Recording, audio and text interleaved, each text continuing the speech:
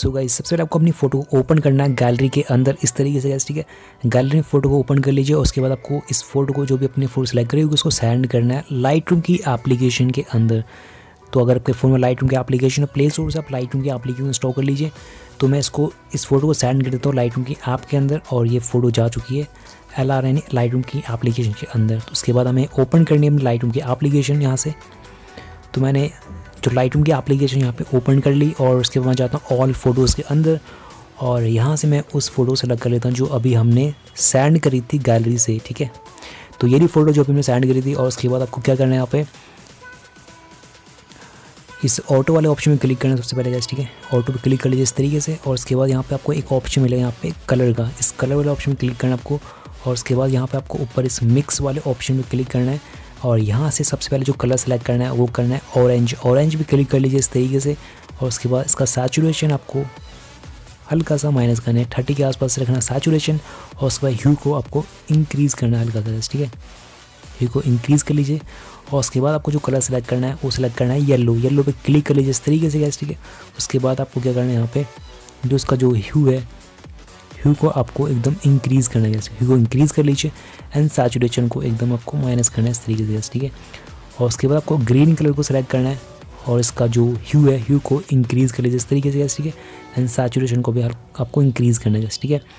तो hue and saturation को increase कर लीजिए। उसके बाद आपको क्या करना है, यहाँ पे डन पे क्लिक करना है ऊपर। इतना करने के बाद आपको यहाँ पे एक ऑप्शन मिलेगा प्रोफाइल का, तो यहाँ पे सब स्क्रॉल करोगे, ठीक है। तो यहाँ पे आपको एक ऑप्शन मिलेगा प्रोफाइल का, इस प्रोफाइल वाले ऑप्शन में क्लिक करना आपको एंड यहाँ से इस फेवरेट वाले ऑप्शन में क्लिक कर लीजिए एंड उसके बाद यहाँ पे आपको एक ऑप्शन मिलेगा आर्टिस्टिक का। सिंपली आपको इस आर्टिस्टिक वाले ऑप्शन में क्लिक करना है। यहाँ पे आपको आर्टिस्टिक 04 का ऑप्शन दिख रहा है, ठीक है। इस पर क्लिक करना है, आर्टिस्टिक 04 पे क्लिक कर लीजिए एंड जैसे क्लिक करोगे तो यहाँ पे आपके सामने एक लाइन दिखेगी गाइस, ठीक है। यहाँ पे 100 है लाइन, इसको आपको 200 करना है। जैसे आप इस लाइन को खींचोगे इस तरीके से गाइस, ठीक है।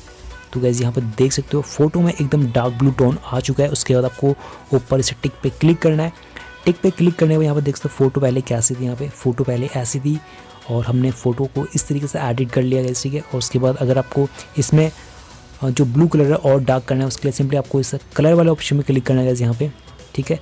एंड जो टेम्प दिखेंगे, जो टेम्परेचर दिख रहा है इसको आपको माइनस में करना है हल्का सा गाइस, ठीक है। हल्का सा माइनस में करोगे तो देख लीजिए ब्लू कलर और भी डार्क हो रहा है गाइस, ठीक है।